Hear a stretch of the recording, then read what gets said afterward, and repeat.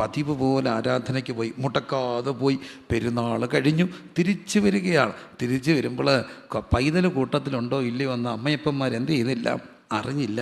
നമുക്കത് 12 വയസ്സേ ഉള്ളൂ, അത്ര ചെറിയൊരു കാര്യമല്ല.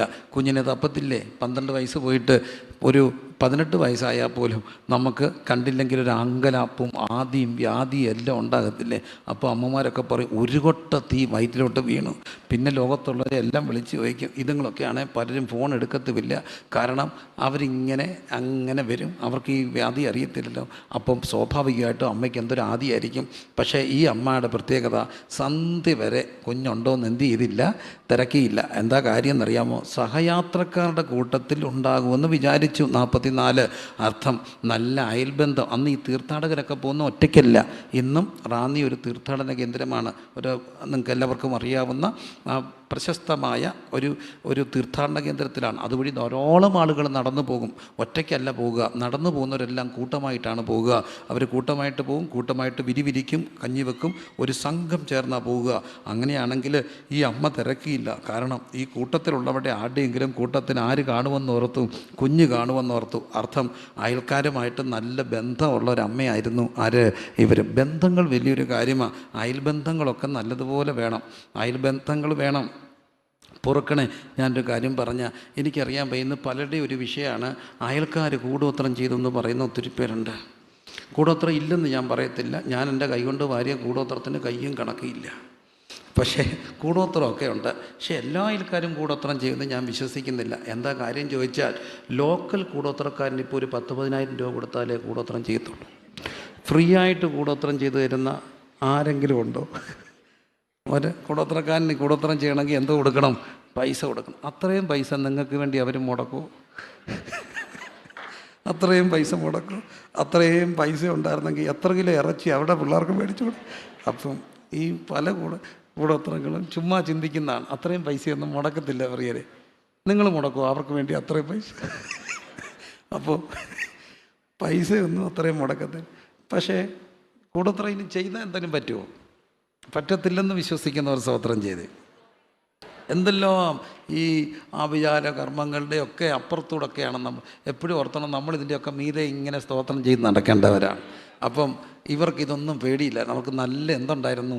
അയൽബന്ധം ഉണ്ടായിരുന്നു. അതുകൊണ്ടാണ് ഒരു ദിവസം പോന്നിട്ടും ആരില്ലെന്നോർത്ത്, കുഞ്ഞില്ലെന്നോർത്ത് തിരിച്ചു പോയി. പ്രിയരെ, തിരിച്ചു പോയി. എത്ര ദിവസം ടെൻഷൻ അടിച്ചാണ് തിരിച്ചു പോവുക. ഒരു കുഞ്ഞിനെ 2 ദിവസം കാണാനിങ്ങനെ നടന്നു. ടെൻഷൻ അടിക്കുമോ? പറ. അല്ല, അമ്മമാർ ഒന്ന് കൈപൊക്കിക്ക്. അമ്മമാർ കൊച്ചിനെ കണ്ടില്ല ടെൻഷൻ അടിക്കുമോ? കൊച്ചിനെ പോട്ട് കൊച്ചുമോളെ കണ്ടില്ല ടെൻഷൻ അടിക്കുമോ? എന്തോ ഒരു ടെൻഷൻ ആയിരിക്കും. ടെൻഷൻ അടിച്ച് തിരിച്ചു പോയപ്പം താണ്ട് 3-ാം ദിവസം ചെന്നപ്പം അടുത്ത ഒരു വലിയ കാര്യം കണ്ടു. 12 വയസ്സുള്ള കുഞ്ഞ് എവിടെ ഇരിക്കുകയാണ്? ഉപദേഷ്ടാക്കന്മാരുടെ നടുവിൽ ഇരിക്കുക. എല്ലാവരും വിസ്മയിക്കുക. അതാണ് അടുത്തൊരു പ്രത്യേകത. ഈ വീട്ടിൽ വളർന്ന കുഞ്ഞ് 12 വയസ്സിൽ എവിടെ ഇരിക്കുകയാണ്? ഉപദേഷ്ടാക്കന്മാരുടെ നടുവിൽ ഇരിക്കുക. നമ്മുടെ എല്ലാം 12കാർ എവിടെയാണെന്ന് ഓർത്തോണേ. നമ്മുടെ എല്ലാം 12കാർ എവിടെ ആയിരിക്കും? അവരേതെങ്കിലും വീഡിയോ ഗെയിമിലായിരിക്കും, അവരേതെങ്കിലും ഇൻസ്റ്റാഗ്രാം ചാറ്റിലായിരിക്കും, എന്തെങ്കിലും എവിടെ ആയിരിക്കും? അവർക്കെല്ലാം അറിയാം. നമുക്ക് ഇതൊന്നും അറിയാൻ വയ്യാത്ത അവർക്കെല്ലാം അറിയാം. പക്ഷേ ഈ 12കാരൻ എവിടെ ഇരിക്കുകയാണ്?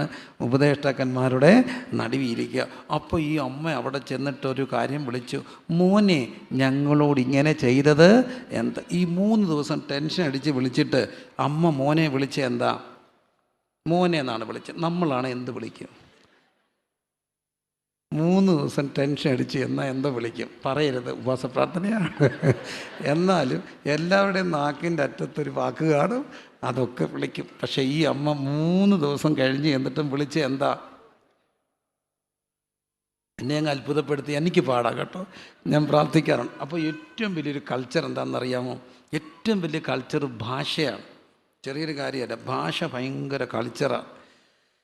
ഞാനൊരിടത്തിരിക്കുമ്പോൾ ഒരു സാധുവായ മനുഷ്യൻ, വലിയ ആൾക്കാരൊന്നും അല്ല അവർ, അവരുടെ മക്കൾ തമ്മിൽ എന്തോ പ്രശ്നമൊക്കെ വന്നപ്പോൾ, പ്രശ്നം തീർക്കാനൊക്കെ വന്ന ബന്ധുക്കാരൊക്കെ ഇച്ചിരി ഉത്സാഹമായപ്പോൾ നിങ്ങളുടെ വീട്ടുകാരെ ഇളക്കുന്നൊക്കെ പറഞ്ഞപ്പോൾ ആ അപ്പന് ആ മക്കളോട് ചോദിച്ചു, ഇന്ന് വരെ ഞാൻ നിൻ്റെ അമ്മയെ എടീന്ന് വിളിച്ച് നീ കേട്ടിട്ടുണ്ടോ എന്ന് ചോദിച്ചു. നിൻ്റെ അമ്മയെ ഞാൻ എടീന്ന് വിളിച്ച് കേട്ടിട്ടുണ്ടോ? കേട്ടിട്ടില്ലെന്ന് ഒരു കൊച്ചൻ സാക്ഷ്യം പറയുക. ഇന്ന് വരെ എൻ്റെ അപ്പൻ എൻ്റെ അമ്മയെ എടീന്ന് വിളിച്ച് കേട്ടിട്ടില്ല. എന്നാൽ ഞാൻ വേറൊരു സഹകരമായൊരു കാര്യം കേട്ടു. ഞങ്ങളുടെ ഒരു പാസ്റ്റർ വീട്ടിൽ ഒരു സായിപ്പ് താമസിക്കുക. അപ്പം സായിപ്പ് കൂടെ കൂടെ കേൾക്കുന്ന ഈ അച്ചായൻ അമ്മാമ്മയെ വിളിക്കുന്ന എടിയേ പേര്, എടിയേ പേര്. അപ്പോൾ ഈ സായിപ്പിന് പിടി കിട്ടുന്നില്ല, എടിയേ പേര്.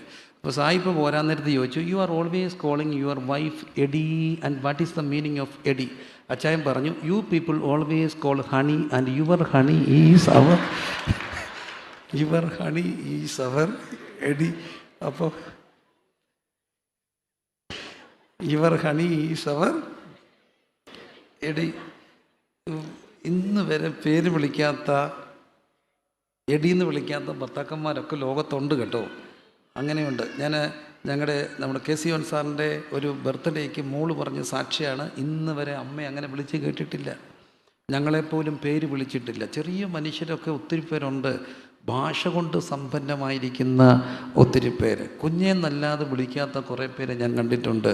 അപ്പം നോക്കൂ, ഭാഷ ഇത്രയും ടെൻഷൻ അടിച്ച് എന്നിട്ടും വിളിച്ച എന്താ? മോനെ എന്ന് വിളിച്ച്. ഞാൻ അമേരിക്കയിൽ താമസിക്കുക. സാധാരണ നമ്മുടെ പിള്ളേരൊക്കെ ഈ ചെറിയ നഴ്സറി ക്ലാസ്സിലൊക്കെ പോയിട്ട് വരുമ്പം ഒരു കൊച്ചു ഭാഷ പിടിച്ചുകൊണ്ട് വരും. ഇവരിത് എപ്പോഴാണ് പ്രയോഗിക്കുന്നറിയാം? 10 പേര് നിൽക്കുമ്പം നമ്മളെ അങ്ങ് വിളിക്കും. അപ്പം നമ്മൾ ഇന്നങ്ങ് ചമ്മും. അപ്പം നമ്മൾ പറയും, എവിടെ പോയപ്പം പഠിച്ച? സ്കൂളിൽ പോയപ്പം പഠിച്ചു. ഞങ്ങളുടെ നാട്ടിലാണെങ്കിൽ അംഗൻവാടി പോയപ്പം പഠിച്ചാന്ന് പറയും. അവിടെ എല്ലാ പിള്ളേരും അങ്ങ് വരിക, അവിടുന്ന് പഠിച്ചാന്നൊക്കെ പറയും. അപ്പം ഞാൻ അമേരിക്ക താമസിക്കുക. 2 കൊച്ചു പിള്ളേരെ എന്നെ ഏൽപ്പിച്ചിട്ട് അവരെല്ലാം പോയി. അപ്പോൾ ഈ കൊച്ചുങ്ങൾ എന്നോട് പെട്ടോന്ന് ഇംഗ്ലീഷ് പറയും. എനിക്ക് അങ്ങോട്ട് അവരുടെ ആക്സെൻ്റ് അങ്ങോട്ട് പിടി കിട്ടുന്നില്ല. അത്തം അവിടെ ആ സ്ലാങ്ങിൽ പറയും. അപ്പം ഞാൻ മോളോട് പറഞ്ഞു, കുഞ്ഞെ do one thing, could you please talk with me Malayalam? അവളോട് പറഞ്ഞു, uncle I don't want to talk in Malayalam, I hate this language Malayalam. ഇത് പറയും. ഇളയ കൊച്ചിന് ഒറ്റ അടി വെച്ച് കൊടുത്തു. അവിടെ പച്ചത്തെറി മലയാളത്തിൽ വിളിച്ചു. അപ്പം ഞാൻ പുറത്തിറങ്ങി നോക്കി, അംഗൻവാടിയുണ്ടോ? ഏതായാലും അമേരിക്കയിൽ എന്തോ ഇല്ല അംഗൻവാടി, അമേരിക്ക അംഗൻവാടിയില്ല. അപ്പോൾ ഇത് എവിടുന്ന് പഠിച്ചതാ? വീട്ടിൽ നിന്ന് പഠിച്ചു. പക്ഷേ ഈ കൾച്ചർ കണ്ടോ? എനിക്ക് ആ കൾച്ചർ എന്നുള്ള വാക്ക് ഞാനങ്ങ് പിടിച്ചു പോയാൽ കേട്ടോ. ഈ കൾച്ചർ കണ്ടോ? എന്താ കൾച്ചർ? ഇത്രയും ദേഷ്യം വന്നപ്പോഴും എന്താ വിളിച്ചേ? മോനെ എന്നാ വിളിച്ചു. കർത്താവിന് ഇതുപോലെ ദേഷ്യം വന്നു. കർത്താവിൻ്റെ അങ്ങേയറ്റത്തെ ദേഷ്യം വന്നപ്പോൾ ഒരു വാക്ക് പറഞ്ഞു, നീ പോയി ആരോട് പറയാൻ? കുറുക്കനോട് പറയും. അതുകൂടെ പിന്നെ തെബരിയാസിൻ്റെ കടക്കരയിൽ കടൽ തീരത്ത് കാണുന്നുണ്ട്, എല്ലാം പിന്മാറ്റത്തിൽ പോയിട്ട് രാത്രി മുഴുവൻ നശിപ്പിച്ച് തിരിച്ച് വന്ന് കുറേ പിള്ളേർ ശിഷ്യന്മാരാ. യേശു എന്താ വിളിച്ചേ? കുഞ്ഞെ, കൂട്ടാൻ വല്ലതും ഉണ്ടോ? ഞാൻ കർത്താവിനോട് ചോദിച്ചു, ഇത്രയും കാണിച്ചിട്ട് ഇവരെ എന്താ കുഞ്ഞെന്ന് വിളിച്ചേ? അപ്പം കർത്താവ് പറയും, 12ാമത്തെ വയസ്സിൽ എൻ്റെ അമ്മ എന്നെ എന്താ വിളിച്ചു? മോനെ എന്ന് വിളിച്ചു. മോനേന്ന് വിളിച്ചു. അമ്മയുടെ മോൻ എന്തെന്ന് വിളിച്ചു?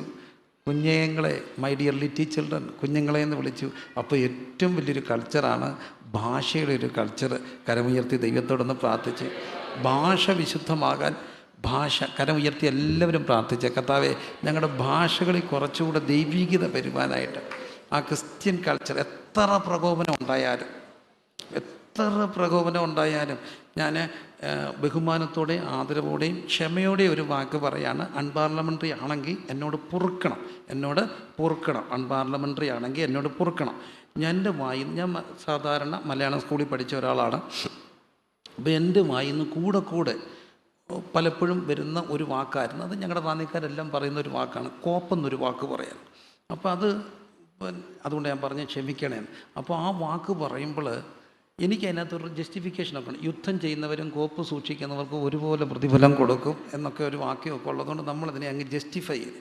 ഞാൻ അവിടെ തിരിക്കുമ്പോൾ ഒരു ദൈവദാസ എന്നോട് ദൂത് പറഞ്ഞു, നിൻ്റെ വായിൽ നിന്ന് ഈ വാക്കൂടെ ഒഴിവാക്കിയാൽ കുറച്ചുകൂടെ അഭിഷേകത്തിൻ്റെ മൂർച്ച കൂടുമെന്ന്. അപ്പോൾ എന്നെ അത് വല്ലാതെ ചിന്തിപ്പിച്ചു. ആ ഒരു വാക്ക് പോലും ദൈവാത്മാവ് ഇഷ്ടപ്പെടുന്നില്ലെന്ന് പരിശുദ്ധാത്മാവ് പ്രവാചകനിലൂടെ അറിയിച്ചപ്പോൾ ഒരു കാര്യം മനസ്സിലായി, എന്തുമാത്രം നമ്മുടെ കൃപ ചോരാതെ സൂക്ഷിക്കണം. കർത്താവേ, എൻ്റെ വാക്കുകളിൽ കൃപ ചോരാതെ എന്നെ സൂക്ഷിക്കണേ എന്ന് ആഗ്രഹിക്കുന്നവരെല്ലാം കരമുയർത്തി ദൈവത്തോട് ചില നിമിഷങ്ങൾ പ്രാർത്ഥിച്ചേ. എല്ലാവരും പ്രാർത്ഥിച്ച് ആരാധന മുടക്കാത്ത ഒരു വീട്, ആരാധനയ്ക്ക് നേരത്തെ വരുന്ന ഒരപ്പനും അമ്മയും, നല്ല കൂട്ടായ്മക്കാരുമായിട്ടുള്ളൊരു ബന്ധം, അത്രയും പ്രകോപനം ഉണ്ടായിട്ട് ഒരു മോശപ്പെട്ട വാക്കുപോലും പറയാത്തൊരമ്മ, ഭാര്യയ്ക്ക് അത്രയും വലിയ കുറ്റം ഉണ്ടായിട്ടും അന്നത്തെ കാലത്ത് അത് ലോകരറിയരുന്ന് ആഗ്രഹിച്ച ഒരപ്പൻ്റെ സംസ്കാരം, തച്ചനാണ്, വെറും ആശാരി, ഇവൻ ആ തച്ചൻ്റെ മോനല്ലയോ. പക്ഷെ അന്ന് പല പരീശന്മാർക്കും ശാസ്ത്രിമാർക്കും ഇല്ലാത്ത ഒരു വലിയ കൾച്ചർ ഈ തച്ചനുണ്ടായിരുന്നു. സ്വന്തം ഭാര്യയുടെ കുറവ് ആരും അറിയരുതെന്ന് ആഗ്രഹിച്ച ഒരു കൾച്ചർ, സ്വന്തം സഭയുടെ കുറവ്, സ്വന്തം ഭർത്താവിൻ്റെ കുറവ്, സ്വന്തം പാസ്റ്ററുടെ കുറവ് ആരോടും അറിയരുതെന്ന് ആഗ്രഹിച്ച ഒരു സംസ്കാരത്തിൻ്റെ ഭാഗം. അതാണ് നീതിമാൻ എന്നൊക്കെ പറയുക. ഇന്ന് നേരെ തിരിച്ചൊരു വലിയ അഭിമാനമായിട്ട് കാണുന്നവരുണ്ട്. ആരുടെയെങ്കിലുമൊക്കെ കുറവുകളുണ്ടെങ്കിൽ അത് വീഡിയോയിലിടുക, ലൈവിലിടുക, അത് ഷെയർ ചെയ്ത് വലിയ പുണ്യമാണെന്ന് ചിന്തിക്കുന്നവരുണ്ട്. പ്രിയരെ, ഒരു കൗണ്ടർ കൾച്ചറുണ്ട്, ജോസഫിൻ്റെ ഒരു culture. Bible always gives A counter culture. വേദപുസ്തകം ഒരു പ്രതിസംസ്കാരത്തിൻ്റെ സംസ്കാരമാണ്. എന്താണ് ആ കൗണ്ടർ കൾച്ചർ? എൻ്റെ കൂട്ടായ്മക്കാരൻ്റെ കുറവ്, എൻ്റെ ഭാര്യയുടെ കുറവ്, എൻ്റെ സഭയുടെ കുറവ് ആരും അറിയരുതെന്ന് ആഗ്രഹിക്കുന്ന, തെറ്റി ക്ഷമിക്കണേ പറയുന്നുണ്ട്, ലൈവിൽ പോകുന്നുണ്ടെന്നുള്ള ബോധ്യത്തിൽ തന്നെ പറയുകയാണ്.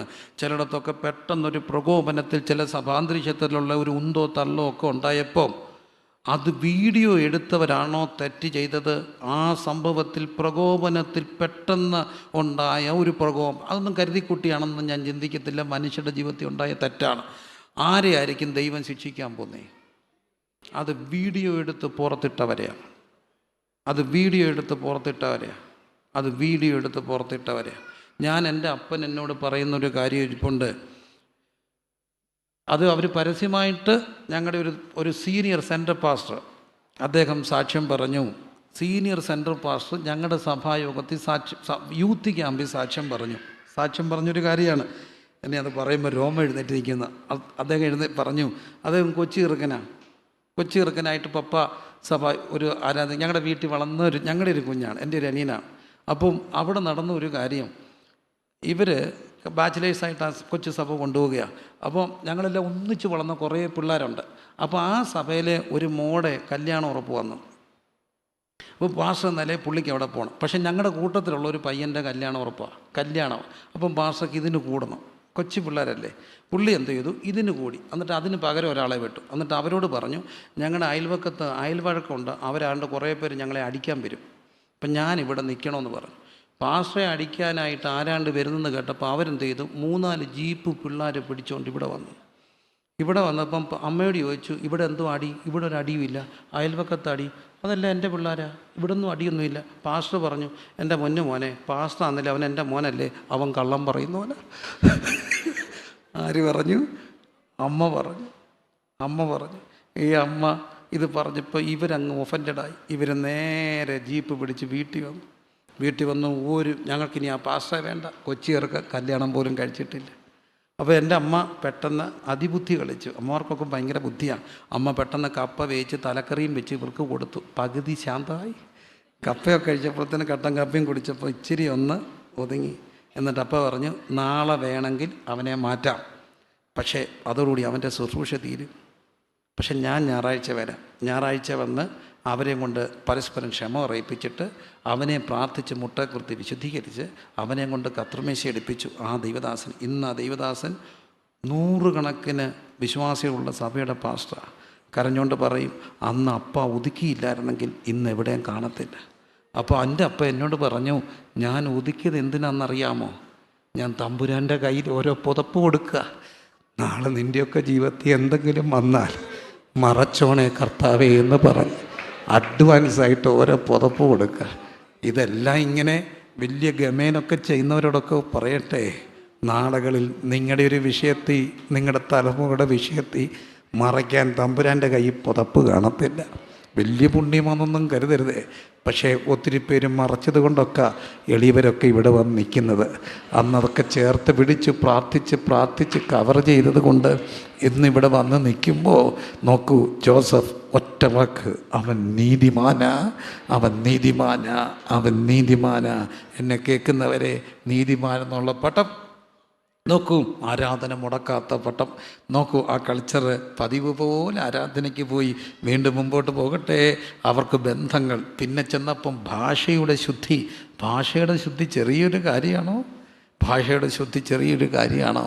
അവിടെയാണ് മനുഷ്യരൊക്കെ ഇങ്ങനെ വലുതാകുന്നത്. ഭാഷയുടെ ശുദ്ധി കൊണ്ട്. ഭാഷയുടെ ശുദ്ധി മനുഷ്യരെ വലുതാക്കും. എന്നിട്ട് മറിയം വീണ്ടും പോകുമ്പം കാണുകയാണ്, ജോസഫ് അവിടെ വന്ന് മറിയം ഞങ്ങളോട് ഇങ്ങനെ ചെയ്ത് എന്തെന്ന് ചോദിക്കുകയാണ്. മകനെ, അടുത്തൊരു വാക്കെന്നെ ധ്യാനിപ്പിച്ചു. നിൻ്റെ അപ്പനും ഞാനും വ്യസനിച്ചുകൊണ്ട് നിന്നെ തിരഞ്ഞു. നിൻ്റെ അപ്പനും ഞാൻ. എൻ്റെ പൊന്ന് സഹോദരിമാരെ, പെട്ടെന്ന് പറയണം, എക്സ്റ്റംബറായിട്ട് പറയണം, ചിന്തിച്ച് പറയരുത്. എഴുതുന്ന ഭാഷയല്ല, പറയുമ്പോൾ നമ്മൾ പെട്ടെന്ന് ഇങ്ങനെ ഒരു സാഹചര്യം ഉണ്ടായി. നിൻ്റെ അപ്പനും ഞാനെന്ന് പറയോ, ഞാനും നിൻ്റെ അപ്പൻ എന്ന് പറയോ? നിൻ്റെ അപ്പനും ഞാനും എന്ന് പറയോ, ഞാനും നിൻ്റെ അപ്പൻ എന്ന് പറയോ? ഞാനും നിൻ്റെ അപ്പൻ എന്ന് പറയും. അപ്പോൾ അവിടെ ആർക്കാ പ്രാധാന്യം? ഞാൻ. ആരാ? ഞാനൊരു വീട്ടിൽ ചെന്നപ്പം അമ്മച്ചി പറയണം, മോനെ എന്നെ കെട്ടിച്ചുകൊണ്ട് വന്നപ്പോൾ ഇവിടെ ഒന്നും ഇല്ലായിരുന്നു, അനിയന്മാരെല്ലാം കൊച്ചു പിള്ളേർ, ഞാനാണ് എല്ലാത്തിനെയും വളർത്തിയത്, ഞാനാണിത്ര. ഇത് കുറേ നേരം കേട്ടപ്പം ഞാൻ അറിയാതെ ചോദിച്ചു, അച്ചായൻ മരിച്ചിട്ട് എത്ര നാളായി? പുള്ളി പുറകിൽ നിൽപ്പുണ്ട്.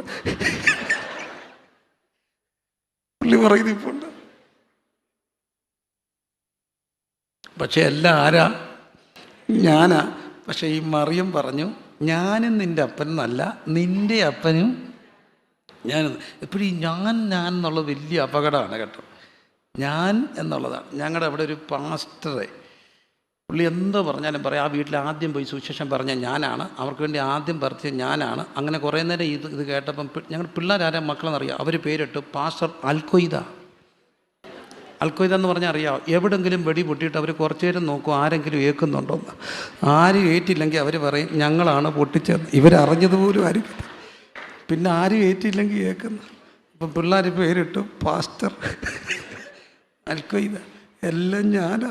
എൻ്റെ പൊന്നെ, ഈ ഞാനങ്ങ് മാറി മറ്റൊരാളെ പ്രൊജക്റ്റ് ചെയ്യാൻ നമുക്ക് കഴിഞ്ഞാൽ അതാണ് നിൻ്റെ അപ്പനും ഞാനും. എല്ലാവരും ഒന്ന് പറഞ്ഞ്, നിൻ്റെ അപ്പനും ഞാനും. പക്ഷെ അന്ന് വേറൊരു കുഴപ്പം ഇതുകൊണ്ടുണ്ട്, പുരുഷൻ ഒരിക്കലും സ്ത്രീയെ കൊണ്ട് സംസാരിപ്പിക്കത്തില്ല. യഹൂദ കൾച്ചർ എന്താ? യഹൂദ കൾച്ചറിൽ അവർ പറയും, ഒരു വിജാതീയനായിട്ടും നായായിട്ടും ഒരു സ്ത്രീയായിട്ടും എന്നെ ജനിപ്പിക്കാഞ്ഞതിന് നന്ദി. ആ കൾച്ചറിലാണ് ജോസഫ് പറയുക, ജോസഫ് സ്ത്രീയെ കൊണ്ട് സംസാരിപ്പിച്ചു. അങ്ങനെയെങ്കിൽ ജോസഫ് മറിയത്തിന് പ്രാധാന്യം കൊടുത്തു, മറിയം ജോസഫിന് പ്രാധാന്യം കൊടുത്തു. പരസ്പരം ബഹുമാനിക്കുന്നിടത്ത് കർത്താവ് ജനിക്കുകയാണ്. പരസ്പരം ബഹുമാനിക്കുന്നിടത്ത്, പരസ്പരം ഇകഴ്ത്തിയിടത്തല്ല, പരസ്പരം പുകഴ്ത്തിയിടത്ത്, പരസ്പരം ആദരിച്ചിടത്ത്, പരസ്പരം ബഹുമാനിച്ചിടത്ത് കർത്താവ് ജനിക്കുകയാണ്. നമ്മുടെ കുടുംബങ്ങളെല്ലാം തന്നെ പരസ്പര ബഹുമാനത്തിൻ്റെ കുടുംബങ്ങളാകുവാൻ കുറച്ചുകൂടെ എല്ലാ മനുഷ്യരെയും കുറച്ചുകൂടെ ആദരവോടെ കാണാനായിട്ട് ഉള്ള ഒരു കൃപയ്ക്ക് വേണ്ടി നമുക്ക് ദൈവത്തോട് പ്രാർത്ഥിക്കണം. എല്ലാ മനുഷ്യരെയും കുറച്ചുകൂടെ ആദരവോടെ കാണാൻ എല്ലാ കണ്ണുകളും അടച്ച് ദൈവത്തോടൊന്ന് പ്രാർത്ഥിച്ച്, Bible teachers A counter culture. ഇന്നത്തെ ലോകത്തിൻ്റെ കൾച്ചറിൽ ഇതൊന്നും ഇല്ല. ഭാര്യ പറയും, എനിക്കും ശമ്പളമുണ്ട്, നിനക്കും ശമ്പളമുണ്ട്, നിനക്ക് നിൻ്റെ വഴി, എനിക്ക് എൻ്റെ വഴി. എന്തുകൊണ്ടാണ്? പരസ്പരം ബഹുമാനം ഇല്ലാത്തിടത്തുകൊണ്ടാണ്.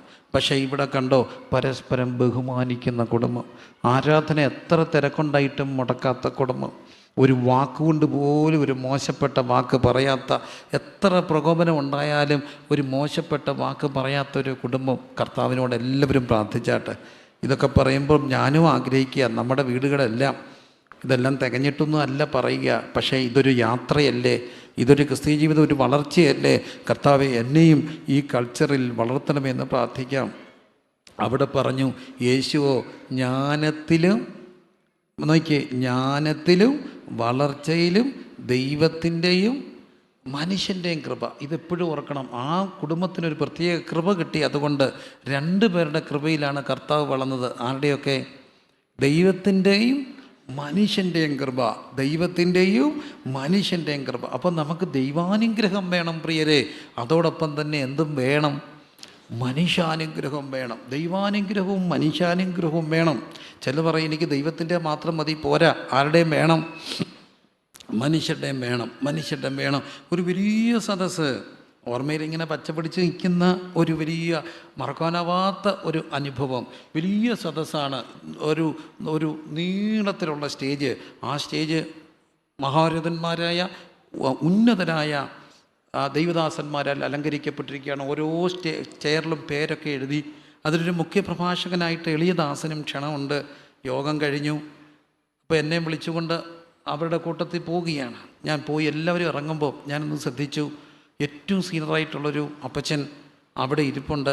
തിരക്കിട്ട് എല്ലാവരും പോയപ്പോൾ അദ്ദേഹത്തിന് പോകാൻ വയ്യ, കാരണം ആരെങ്കിലും വന്ന് കൊണ്ടുപോകണം, നടക്കാൻ വയ്യ, അവിടെ ഇരിക്കുക.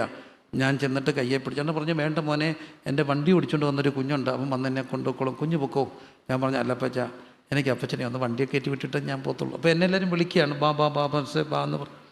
ഞാൻ ഈ അപ്പച്ചനെ കൊണ്ട് വണ്ടിയെ കയറ്റിയിരുത്തി പായെല്ലാം എടുത്ത് വെച്ചു, കഥ കടച്ചു. അപ്പച്ചൻ വണ്ടി മുന്നോട്ടെടുത്തു. കുറച്ച് ഒരു 50 മീറ്റർ വണ്ടി മുമ്പോട്ട് പോയിട്ട് അപ്പച്ചൻ വണ്ടി നിർത്തിച്ച് റിവേഴ്സ് അടിപ്പിച്ച് കഴിഞ്ഞപ്പോൾ ഞാൻ നോക്കി നിൽക്കുമ്പം തിരിച്ച് വന്നിട്ട് എൻ്റെ അടുക്ക വന്ന് നിർത്തി ഗ്ലാസ് താത്തിട്ട് പറഞ്ഞു, കുഞ്ഞെ, ദൈവം നിന്നെ അനുഗ്രഹിക്കും കേട്ടോ. എനിക്ക് ഭയങ്കര ഒരു അനുഗ്രഹം കിട്ടിയ പ്രതീതി. 2 കണ്ണും നിറഞ്ഞ ആ മനുഷ്യൻ പറഞ്ഞു, ദൈവം നിന്നെ അനുഗ്രഹിക്കും. ഒരു മനുഷ്യൻ്റെ അനുഗ്രഹം കിട്ടുക ചെറിയൊരു കാര്യമല്ല, ഒരു ദൈവദാസൻ്റെ അനുഗ്രഹം കിട്ടുക ചെറിയൊരു കാര്യമല്ല. എന്തുമാത്രം ദൈവദാസന്മാരുടെ ബാഗ് ചുമന്നും പെട്ടി ചുമന്നും തുണി അടക്കി കൊടുത്തും തേച്ച് കൊടുത്തും ഒക്കെ ഇവിടം വരെ വന്നെന്നറിയാവും. ഷർട്ടൊക്കെ തേച്ച് കൊടുക്കുമ്പോൾ, ബാഗൊക്കെ കൊടുക്കുമ്പോൾ, വെള്ളം കൊടുക്കുമ്പോൾ അവരൊക്കെ ഒരു വാക്ക് പറഞ്ഞു, കുഞ്ഞെ, ദൈവം അനുഗ്രഹിക്കട്ടെ. ഈ ദൈവാനുഗ്രഹവും മനുഷ്യാനുഗ്രഹവും ഒരുപോലെ വേണം. ദൈവാനുഗ്രഹവും മനുഷ്യാനുഗ്രഹവും ഒരുപോലെ വേണം. കർത്താവേ, മനുഷ്യൻ്റെ അനുഗ്രഹം വേണ്ടേ?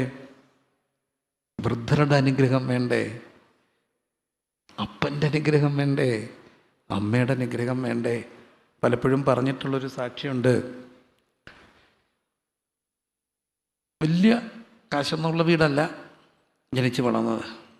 അപ്പം മിലിറ്ററിയിൽ നിന്ന് വന്നപ്പോൾ ഒരനുഭവം ഉണ്ടായി. അത് പപ്പായുടെ പേഴ്സ് എപ്പോഴും നിറഞ്ഞിരിക്കുമായിരുന്നു, അതിനകത്ത് എപ്പോഴും പൈസ കാണും. അപ്പോൾ നമ്മൾ അവസാനത്തെ ആശ്രയം അപ്പയാണ്. കല്യാണം കഴിച്ചാലും പിള്ളേരുണ്ടായാലും വലുതായാലും അപ്പം ഇച്ചിരി പൈസ. അപ്പം പൈസ തരുമ്പോൾ ഒരു കാര്യം കൂടെ പറയും, അപ്പയുടെ പേഴ്സ് അക്ഷയപാത്രമെന്ന് പറയും. എപ്പം പൈസ എടുത്താലും അതിനകത്ത് പൈസ വരും. അപ്പോൾ പറയും, എങ്ങനെയാണ് പൈസ ഉണ്ടായെന്നറിയാം, അതുകൂടെ പറഞ്ഞിട്ടേ തരത്തുള്ളൂ. മിലിറ്ററിയിൽ നിന്ന് വന്നപ്പം അന്ന് രാത്രി ഉണ്ടായിരുന്ന മുഴുവൻ പൈസ, തൻ്റെ ഒരാഴ്ച കിട്ടിയ മുഴുവൻ പൈസ, അന്നത്തെ കാലത്ത് 10-25,000 രൂപ അപ്പച്ചൻ്റെ കൈ കൊടുത്തു. എന്നിട്ടാ പോയി കിടന്നേ. നേരം വെളുത്തു. മൂത്ത പെങ്ങളെ കാണാൻ പോകണം, പാലായില പോകാൻ വേണ്ടി രാവിലെ ഇങ്ങനെ ഒരുങ്ങി പോകാൻ നിൽക്കുക. അപ്പോൾ അപ്പച്ചൻ പറഞ്ഞു, എടാ, നീ ഇപ്പം പോയാലും നിനക്ക് ലാസ്റ്റ് ബസ്സിന് മുമ്പ് തിരിച്ചു വരാനൊക്കത്തുള്ളൂ, പോകാതെ നിൽക്കുന്ന കണ്ടപ്പം അമ്മയോട് അപ്പച്ചൻ ചോദിച്ചു, എലിക്കുട്ടി, എന്നാ അവൻ പോകാത്തേ, നേരത്തെ പോകാൻ പറ. അപ്പോൾ അമ്മ എന്ന് അപ്പച്ചനോട് പറഞ്ഞു, പൈസയില്ല. പിന്നെ അവൻ ഇത്രയും നാളെ മിലിറ്ററി ജന്തു ചെയ്യുമായിരുന്നു, പൈസയില്ലേ? ഇല്ല അപ്പച്ച. അതിനാ മുഴുവൻ പൈസ അപ്പച്ചൻ്റെ കൈ തന്നിട്ടാണ് കിടന്നേ, പപ്പയുടെ ഈ പൈസയില്ല. എൻ്റെ അപ്പച്ചൻ വെല്ലുവായി കരഞ്ഞു. ഒരു പേഴ്സ് എടുത്ത് ഇച്ചിരി പൈസ ഇട്ട് കൊടുത്തിട്ട് പറഞ്ഞു, നിൻ്റെ ജീവകാലത്ത് പൈസ കുറയത്തില്ല, കുറഞ്ഞിട്ടില്ലെന്നുള്ളതൊരു സാക്ഷ്യം പറയട്ടെ. അവസാനത്തെ ദിവസം ICUവിലാണ്. അപ്പോൾ തന്നെ ഏറെ സ്നേഹിക്കുന്ന തിരുവനന്തപുരത്തു നിന്ന് ഉള്ള തൻ്റെ പ്രിയപ്പെട്ട വിശ്വാസികൾ 2 ബസ് വരികയാണ്. അപ്പോൾ അവർക്ക് വേണ്ടി എല്ലാ ഫുഡും കാണാൻ വേണ്ടി വരിക. അന്നേരമാണ് ICUവിൽ അഡ്മിറ്റായത്. ഇവർ വന്നു. അപ്പോൾ ഡോക്ടർ പറഞ്ഞു, എനിക്ക് കാണണം, അവരെ കണ്ടേ ഒക്കത്തുള്ളൂ. ഡോക്ടർ പറഞ്ഞു, ഒരു കാരണവശാലും ഇറക്കാനൊക്കത്തില്ല. അപ്പോൾ പറഞ്ഞു, എനിക്ക് കാണണം. അവസാനം വാശി പിടിച്ചപ്പം ഡോക്ടർ പറഞ്ഞു, നിങ്ങൾ കൺസെൻറ്റ് എഴുതി തന്നിട്ട് ഇറക്കിക്കോളാൻ പറഞ്ഞു. അങ്ങനെ നമ്മൾ സ്പെഷ്യൽ കൺസെൻറ്റ് എഴുതി കൊടുത്ത് ഒരു വീൽ ചെയറെ പുറത്തിറക്കി. അപ്പോൾ അവരെ എല്ലാം കണ്ടു, അവർ പ്രാർത്ഥിച്ചു. അപ്പോൾ പ്രാർത്ഥിച്ചപ്പം തിരുവനന്തപുരത്ത് നിന്നുള്ള വിശ്വാസികളാണ്. അവർ ഈ വീൽ ചെയറിൻ്റെ മുമ്പിൽ വന്ന് മുട്ടുകുത്തി നിന്നു, ഓരോരുത്തർക്കും വേണ്ടി പ്രാർത്ഥിച്ചു. എല്ലാവരും കാണിക്കയൊക്കെ കൊടുത്തു.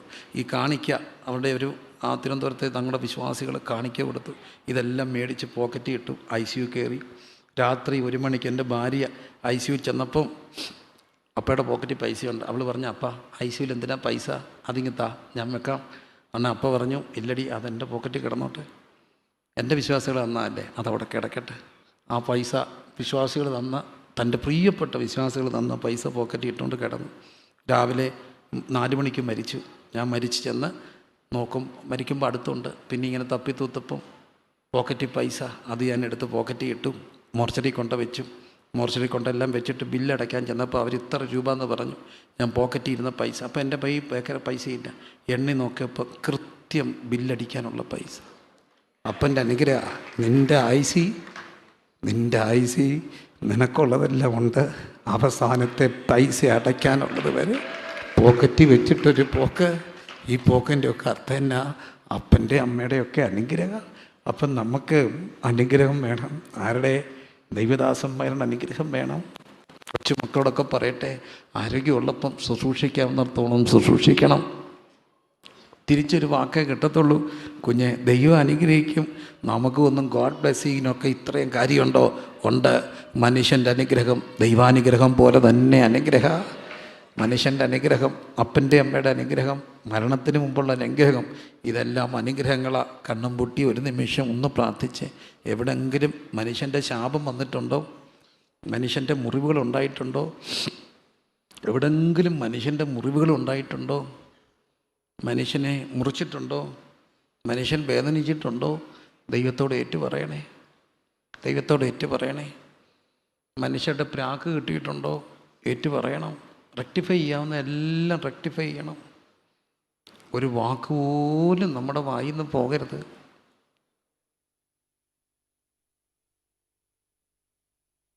ഒരു വാക്ക് പോലും പോകരുത്. ദൈവാനുഗ്രഹം, മനുഷ്യാനുഗ്രഹം.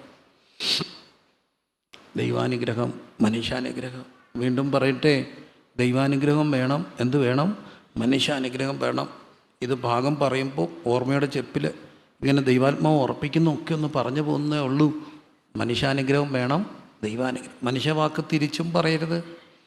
ഞാനും അമ്മയും കൂടെ ഭയങ്കര കൂട്ടായിരുന്നു.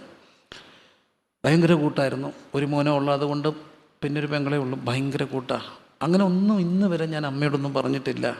എന്നാലും എനിക്ക് മക്കളൊക്കെ ആയിക്കഴിഞ്ഞ് എൻ്റെ പെങ്ങളിങ്ങനെ ക്ഷീണിതയായി, ഡയാലിസിസ് ആയില്ല, കിഡ്നി പേഷ്യൻ്റായി. ഒരു ദിവസം ഒരു BBS നടക്കുക. BBSന് 12,000, കേരളം കണ്ട ഏറ്റവും വലിയ മെഗാ BBS ഞങ്ങളെ നടത്തിയേ. അപ്പം അതിൻ്റെ മുഴുവൻ ടെൻഷനും പേറിക്കൊണ്ട് നിൽക്കുമ്പോൾ അമ്മ ഒരു 1.5 അമ്മായിമ്മയായി. ചില സമയത്ത് ഈസിയാണ് അമ്മയ്ക്ക് ആരാകാൻ, അമ്മായിമ്മയാകാൻ. ഒറ്റ കാര്യമുള്ളൂ, എന്നോട് വല്ലതും ചോദിച്ചോ, എന്നോട് പറഞ്ഞോ, അവളോടല്ലേ പറഞ്ഞേ. അതൊക്കെ ചെറിയ കാര്യങ്ങളാണ്, സ്വാഭാവികം ഇതൊക്കെ. അപ്പം അമ്മ ഇങ്ങനെ ഒരു കാര്യമില്ലാതെ അങ്ങ് അസ്വസ്ഥപ്പെട്ടപ്പോൾ ഈ ടെൻഷനകത്തും ആ ടെൻഷനകത്തും എല്ലാം കൂടെ ഞാനൊരു വാക്ക് അമ്മയോട് പറഞ്ഞു. നോക്കിയോ, ഇപ്പം ഈ ഒരു കാര്യമില്ലാതെ മനുഷ്യൻ തീ പിടിച്ചെടുക്കുമ്പോൾ നിങ്ങൾക്ക് നിങ്ങളുടെ ഒരു പ്രശ്നം നോക്കിയോ, നിങ്ങൾ പുത്രദുഃഖം കണ്ടേ ജാകത്തുള്ളെന്ന് പറഞ്ഞു. എന്തിനാ പറഞ്ഞത് എനിക്കും അറിയത്തില്ല. പുത്രദുഃഖം കണ്ടേ ജാകത്തുള്ളൂ. അപ്പോൾ എൻ്റെ അമ്മ ഇങ്ങനെ നോക്കിയിട്ട് എന്നോട് പറഞ്ഞു, പുത്രദുഃഖം കാണാൻ ഞാൻ കാണത്തില്ലെന്ന് പറഞ്ഞു. ഞാൻ അന്ന് തന്നെ എനിക്ക് കുറ്റബോധം തോന്നി, പാപബോധമായി. ഞാൻ രാത്രി അമ്മയോട് ഏറ്റു പറഞ്ഞു, കെട്ടിപ്പിടിച്ച് അമ്മയുടെ കൂടെ കിടന്നു, എല്ലാം ഏറ്റു പറഞ്ഞു, കാര്യങ്ങളെല്ലാം മറന്നു. വർഷങ്ങൾ കഴിഞ്ഞ് അമ്മ മരിച്ചു. ഞാൻ കോട്ടയത്തൊരു യോഗം കഴിഞ്ഞു. ഉച്ച കഴിഞ്ഞ് അവിടെ ഒരു ദൈവദാസനുണ്ട്. അവരെല്ലാവരും കൂടെ പ്രാർത്ഥിക്കാതിരുന്നപ്പോൾ എനിക്ക് വലിയ തിരക്കില്ല, ഞാൻ ഓർത്തിച്ചിരാനും പ്രാർത്ഥിച്ചേക്കാം. അപ്പോൾ അവിടെ ഇരുന്ന ഒരു ദൈവദാസൻ എന്നോട് ദൂത് പറഞ്ഞു, പുത്രദുഃഖം എന്നൊരു വാക്ക് നിനക്കെതിരെ നിൽക്കുന്നു, പ്രാർത്ഥിക്കണം. എനിക്കെന്താണെന്ന് പിടികിട്ടിയില്ല. ഞാൻ തിരിച്ച് വരികയാണ്. വരുന്ന വഴിക്ക് പൊന്തമ്പുഴ ഒരു വനമുണ്ട്. ആ വനത്തിൻ്റെ അവിടെ ഞാൻ ബൈക്ക് വെച്ചിട്ട് ആ വനത്തിൽ ചുമ്മാ കയറിയിരുന്നിട്ട് ദൈവത്തോട് ചോദിച്ചു, എന്താ ഈ പുത്രദുഃഖം? പെട്ടെന്ന് ദൈവാത്മാവ് എന്നെ ഓർപ്പിച്ചു. അമ്മയുടെ നേരെ പറഞ്ഞൊരു വാക്ക്, പുത്രദുഃഖം കാണാതെ മരിക്കത്തില്ല, മരിക്കും. അമ്മ എന്നോട് പറഞ്ഞു, അത് കാണത്തില്ല. ഇന്ന് ഏറ്റു പറയാൻ അമ്മയില്ല, പക്ഷെ ആ വാക്ക് ഇങ്ങനെ കിടക്കുക, ആ വാക്ക് കിടക്കുക. ഞാൻ എത്ര ദിവസം ഉപവസിച്ചെന്നറിയാമോ? എൻ്റെ ദൈവമേ, അതെന്നോട് ഓർക്കല്ലെന്ന് പറയാൻ. ഒരു വാക്കെങ്കിലും അറിയാതെ പോയാൽ, അത് മനുഷ്യഹൃദയത്തിൽ വേദനിപ്പിച്ച അതൊക്കെ നമുക്ക് നൊമ്പരമാകും. അതുകൊണ്ട് പ്രിയരെ, ആരെയെങ്കിലും പ്രത്യേകിച്ച് അപ്പനെയും അമ്മയൊക്കെ നൊമ്പരപ്പെടുത്തിയിട്ടുണ്ടെങ്കിൽ, ഹൈരാർക്കിയാണ്, നമ്മൾ അവരെ നൊമ്പരപ്പെടുത്തിയാലേ ഉള്ളൂ. അവർ നമ്മളെ നൊമ്പരപ്പെടുത്തിയാൽ ശാപമാകത്തില്ല. ഡിവൈൻ ഹൈരാർക്കിയാണ്. തിരിച്ചാണെങ്കിലേ ഉള്ളൂ. കാരണം അവരാണ് അവരാണ് വലുത്. ഒരു നിമിഷം കണ്ണടച്ച്, ദൈവദാസന്മാരുടെ എന്തെങ്കിലും നൊമ്പരം വന്നിട്ടുണ്ടോ? ഏറ്റുപറയണം, ഏറ്റുപറയണം, ഏറ്റുപറയണം. എല്ലാവരും പ്രാർത്ഥിച്ച്. നൊമ്പരങ്ങൾ എന്തെങ്കിലുമൊക്കെ തലയ്ക്ക് മീതെ കിടപ്പുണ്ടെങ്കിൽ അതൊക്കെ ഏറ്റുപറയണം കേട്ടോ. ജീവനോടുണ്ടെങ്കിൽ ഇന്ന് തന്നെ പോയി ഏറ്റുപറയണം. മരിച്ചതാണെങ്കിൽ തമ്പുരാനോട് ഏറ്റുപറയണം. കർത്താവെ, അറിവില്ലായ്മയെ സംഭവിച്ചു പോയാ, പ്രലോഭനത്തിൽ സംഭവിച്ചു പോയാ, പൊന്തമ്പുഴ വനത്തിലൊരു ഉച്ച കഴിഞ്ഞ് ഒറ്റയ്ക്ക് കയറിയിരിക്കുമ്പോൾ തമ്പുരാൻ എന്നെ കാണിച്ചു തന്നു. എന്താ ഈ വാക്ക്? ദീർഘവർഷങ്ങൾക്ക് മുമ്പ് അമ്മയോട് പറഞ്ഞൊരു വാക്ക്. വല്ലാതെ കിടുങ്ങിപ്പോയി, അടി പറഞ്ഞു പോയി. ഇപ്പോഴും എനിക്ക് പേടി ആ വാക്ക്.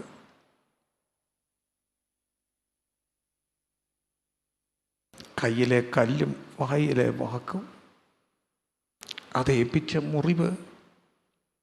മനുഷ്യനോട് എന്തെങ്കിലുമൊക്കെ പറയാനുണ്ടോ? മനുഷ്യൻ്റെ അനുഗ്രഹമുണ്ടോ? മനുഷ്യൻ്റെ ദുഃഖമുണ്ടോ? ഏറ്റു പറയണേ.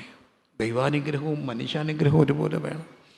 എല്ലാവരും പ്രാർത്ഥിച്ചൊന്ന് റിഫ്ലക്റ്റ് ചെയ്തേ. ഓർമ്മകളിലൂടെ ഒക്കെ ഒന്ന് പോയേ, ഒന്ന് വെയ് ചെയ്ത് നോക്കിയാൽ ഏതാ കൂടുതൽ? എവിടെങ്കിലും ഒരു പൊറിവിൻ്റെ വാക്കുണ്ടോ?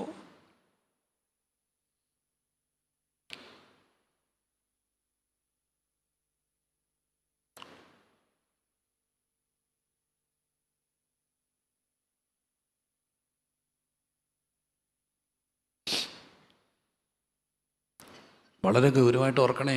ദൈവാനുഗ്രഹവും മനുഷ്യാനുഗ്രഹം ഇവിടെയൊക്കെയാണ് വളരെ കൃത്യമായിട്ട് ഓർക്കപ്പെടേണ്ടത്. ഞാനിങ്ങനെ എന്നെ ഓർപ്പിക്കുന്നതുകൊണ്ട് അങ്ങ് പറയുന്നതാണേ, പൊറുക്കണേ. ദൈവാനുഗ്രഹം വേണം, മനുഷ്യാനുഗ്രഹം.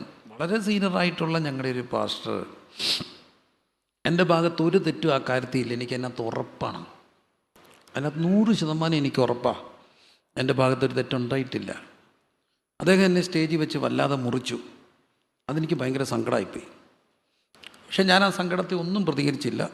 ഞാൻ ചെയ്തത് നേരെ ഒരു സ്ഥലത്ത്, ഒരു കാറ്റ് കൊള്ളാൻ ഒരു സ്ഥലത്ത് പോയി കുറച്ച് നേരം ഇരുന്നപ്പോൾ ഞാൻ അങ്ങ് ഓക്കെ ആയി. അത് കഴിഞ്ഞ് ഞാൻ തിരിച്ചു വന്നു. ഞാൻ തിരിച്ചു വന്നപ്പോൾ പിറ്റേ ദിവസം രാത്രി ആ ദൈവദാസൻ എന്നെ വിളിച്ചു. പ്രായമുള്ളൊരു ദൈവദാസനാണ്, ഞങ്ങളുടെ വളരെ സീനിയറായിട്ടുള്ള വന്യനായൊരു ദൈവദാസൻ. അദ്ദേഹത്തിന് ആ ക്ഷിപ്രകോപത്തിൽ പറ്റിയതാണ്. ഞാൻ പലവട്ടം വിളിച്ചിട്ടും ഫോൺ എടുത്തില്ല. ഫോൺ എടുക്കാൻ ഞാൻ ചോദിച്ചാൽ മനഃപൂർവ്വം എടുക്കാൻ എനിക്ക് ദേഷ്യം വന്നു, എടുത്തില്ല, അത്രയേ ഉള്ളൂ. അപ്പോൾ അദ്ദേഹം എൻ്റെ അപ്പയെ വിളിച്ചു. എന്തോട്ട് കുഞ്ഞോനെന്നെല്ലാം ചോദിച്ചിട്ട് അപ്പയെ കാട്ടി മൂത്ത ഒന്നുമില്ല, സന്തോഷം. പ്രിൻസിനെ ഞാൻ വിളിച്ചിട്ട് ഫോൺ എടുക്കുന്നില്ലല്ലോ, അവൻ പുറത്തെങ്ങാനും കാണും, ഫോൺ എവിടെയെങ്കിലും ഇരിക്കുകയായിരിക്കും എന്നൊക്കെ പറഞ്ഞു. അപ്പം ഞാൻ മുറ്റത്തേക്കുക, ഫോണെല്ലാം വെച്ചിട്ട് എന്നെ വിളിച്ച് ചോദിച്ചു, ഫോൺ അപ്പച്ചൻ വിളിച്ചു, ഫോൺ എടുത്തോ? ഇല്ല. എന്താ എടുക്കാഞ്ഞേ? എനിക്കിഷ്ടപ്പെട്ടില്ല, അതുകൊണ്ട് തന്നെ എടുത്തില്ല. ഞാൻ മുറിവായതുകൊണ്ട് തന്നെ എടുക്കാഞ്ഞേ. ആണോ? പെട്ടെന്ന് എന്നോട് വൈഫിനോട് പറഞ്ഞ് കഥ അടച്ചേക്കാൻ പറഞ്ഞ് എന്നെ പുറത്തിറക്കി മുറ്റത്ത് നിർത്തി കഥ അടച്ചു. 4 പിള്ളേരുണ്ട് കേട്ടോ. കഥ അടച്ചു, പൂട്ടി, മുറ്റത്തിൽ നിന്നോളാം, നീ പെരയ്ക്കകത്ത് കയറണ്ടെന്ന് പറഞ്ഞു. ഞാൻ ചോദിച്ചു, അതെന്നാ? നീ വിളിച്ചിട്ട് അപ്പച്ചനെ വിളിച്ചിട്ട് കയറിയാൽ മതി. ഞാൻ അപ്പച്ചനെ വിളിച്ചു എന്ന് ഉറപ്പ് വരുത്തിയിട്ടാണ് കഥ തുറന്നു തന്നെ. അപ്പ കഥ അടച്ച ഭാര്യയെന്നല്ല, ലോകത്താർക്കും കഥ തുറക്കാനൊക്കെ തരും. അത് വേറെ കാര്യം. കഥ അടച്ച് മുറ്റത്തിൽ നിന്നോളാം പറഞ്ഞു. അർദ്ധരാത്രി വിളിച്ചിട്ടാണ് തിരിച്ച് കയറ്റി. ഞാൻ ചോദിച്ചു, അത്രയും എന്നെയല്ലേ മുറിച്ച്? ഞാൻ തെറ്റ് ചെയ്തിട്ട് ഞാനൊരു വാക്ക് പോലും തിരിച്ച് പറഞ്ഞില്ല. നീ വിളിച്ചിട്ട് എടുത്തില്ല. എന്നിട്ട് ഒരു കാര്യം പറഞ്ഞു, അവരൊത്തിരി വർഷം ഓടിയതാണ്, അവരുടെ ഒത്തിരി ഡിപ്പോസിറ്റ് മേളിലുണ്ട്. നീയൊക്കെ ഇന്നലെ ഓടാൻ തുടങ്ങിയല്ലേ. അവരുടെ ഒരു തെറ്റുണ്ടെങ്കിൽ അത് പൊറുക്കാനുള്ള നന്മ മേളിൽ കിടപ്പുണ്ട്. പക്ഷെ നിൻ്റെ ഭാഗത്തുനിന്നൊരു തെറ്റുണ്ടായാൽ തിരുത്താനുള്ള ഡിപ്പോസിറ്റ് ആയിട്ടില്ലടാ, അതുകൊണ്ടാണ് വിളിച്ചോളാൻ പറഞ്ഞേ. ഒരു കാര്യം ഓർത്തോണേ, നമ്മുടെ ഒന്നും ഡിപ്പോസിറ്റ് മേടിയില്ല, അവരുടെയൊക്കെ ഡിപ്പോസിറ്റ് ഒത്തിരി കിടപ്പുണ്ട്. ആ ഡിപ്പോസിറ്റ് ചിലപ്പം പ്രായത്തിൽ ഒരു അപകടം വന്നാലും തിരുത്താനുള്ള ഡിപ്പോസിറ്റുകൾ ഇറ്റ് ഈസ് ഓൾറെഡി ദയർ. നമുക്കെന്തോ ഡിപ്പോസിറ്റാണ് ഉള്ളത്? നമുക്കെന്ത് ഡിപ്പോസിറ്റാണ് ഉള്ളത്? ഏതെങ്കിലും മുറിവുകൾ എന്തെങ്കിലും ഉണ്ടെന്ന് ഓർമ്മ വന്നാൽ റെക്ടിഫൈ ചെയ്യണം. ഉപവാസ പ്രാർത്ഥന എന്നൊക്കെ പറയുന്നത് അതാണ്. കണ്ണടച്ച് എല്ലാവരും ഒന്ന് തിരിഞ്ഞു നടന്നേ. ഓർമ്മയിൽ നടക്കാവുന്നിടത്തോളം നടന്നേ. ഓർമ്മയിൽ നിങ്ങൾ നടക്കാവുന്നിടത്തോളം നടക്കണം. അനുഗ്രഹങ്ങൾ വെൽ ആൻഡ് ഗുഡ്. മുറിവുകളുണ്ടോ? പൊന്നമ്മനെ കുഞ്ഞുങ്ങളോടൊക്കെ പറയട്ടെ, ചാടി കയറി അപ്പനും അമ്മയോടോ അപ്പച്ചനോടോ ഒക്കെ എന്തെങ്കിലും പറയുമ്പോൾ അവരൊന്നും പറഞ്ഞില്ലെന്ന് വരും. പക്ഷെ അവിടെ മനസ്സിൽ മുറിഞ്ഞിട്ടുണ്ടെങ്കിൽ നമുക്കതൊന്നും നന്മയല്ല. മുറിഞ്ഞിട്ടുണ്ടെങ്കിൽ നന്മയല്ല. എല്ലാവരും പ്രാർത്ഥിക്കും പ്രിയരെ. You can go back. ഇങ്ങനെ പോകണം. ഓർമ്മകളിലൂടെ പോയിട്ട് എവിടെങ്കിലും കിടപ്പുണ്ടോ നോക്കണം. ആത്മാവ് കാണിക്കും. എന്നെ പുത്രദുഃഖം കാണിച്ചു തന്നപോലെ നിങ്ങളെ കാണിക്കും. അവിടെ ദൈവത്തോട് പറയണം, ഞാൻ നിന്നോടും സ്വർഗത്തോടും പാപം ചെയ്തു. മനുഷ്യനോട് ചെയ്തതെല്ലാം മനുഷ്യനോട് പറയണം. ദൈവത്തോട് പറയാനുള്ളതെല്ലാം ദൈവത്തോടും പറയണം. അവിടെ ഒരു ശുദ്ധീകരണം ഉണ്ടാകുമ്പം സ്വർഗം പറയും, this is biblical culture, this is Christian culture.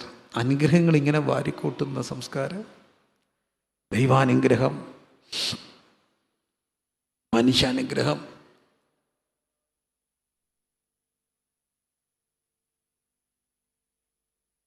ദൈവാനുഗ്രഹം, മനുഷ്യാനുഗ്രഹം. ദൈവാനുഗ്രഹം, മനുഷ്യാനുഗ്രഹം.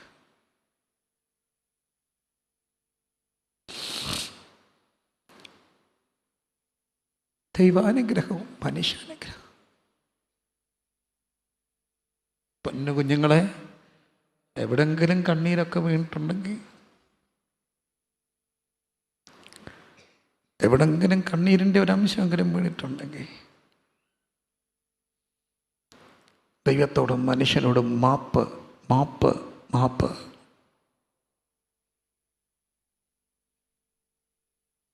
മാപ്പ്, മാപ്പ്, മാപ്പ്.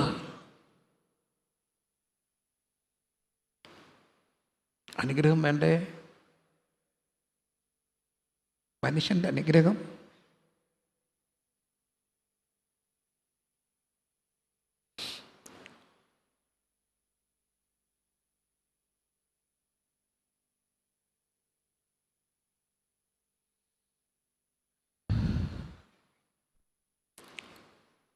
അനുഗ്രഹത്തിൻ അധിപതിയേ ആനന്ദ കൃപ, ഓ അനുഗ്രഹത്തിൻ അധിപതിയേ ആനന്ദ കൃപ, പേരും ദാതിയേ, ഓ അനുദിനം നീ പാദഗതിയേ ആടിയാനു നിൻ കൃപാമതിയേ, അനുദിനം നിൻ പാദം ഗതിയേ ആടിയാനു നിൻ കൃപാമതിയേ, താനുയിരേ പാപികൾക്കാ തന്നവനാ നീനിയും ആമേൻ. തന്നുയിരേ പാപികൾക്കാ തന്നവനാ നീനിയും തള്ളിടുമോ എന്നെ തീരുമോ നിൻ സ്നേഹമെന്നിൽ, തള്ളിടുമോ എന്നെ തീരുമോ നിൻ സ്നേഹമെന്നിൽ. അനുഗ്രഹത്തിൻ ആദിപതിയേ ആനന്ദ കൃപ, പേരും ദാതിയേ അനുദിനം നീ പാദം ഗതിയേ ആടിയാനു നിൻ കൃപാമതിയേ, അനുദിനം നീ പാദം ഗതിയേ ആടിയാനു നിൻ കൃപാമതിയേ.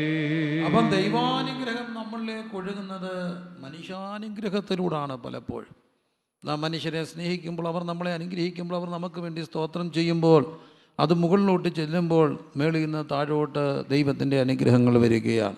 എന്നാൽ മനുഷ്യനെതിരെ ചെയ്യുന്ന സകല പാപങ്ങളും ദൈവത്തോട് ചെയ്യുന്ന പാപങ്ങൾ. അതുകൊണ്ടാണ് ലൂക്കോസ് 15 നാം കാണുന്നു, അപ്പം ഞാൻ നിന്നോടും സ്വർഗത്തോടും പാപം ചെയ്യും. നേരിട്ട് സ്വർഗത്തോട് എങ്ങനെ മനുഷ്യൻ പാപം ചെയ്യുക? മനുഷ്യനോട് ചെയ്യുന്ന പാപങ്ങളാണ് പലപ്പോഴും ദൈവത്തോട് പാപങ്ങളായിട്ട് മാറുന്നത്.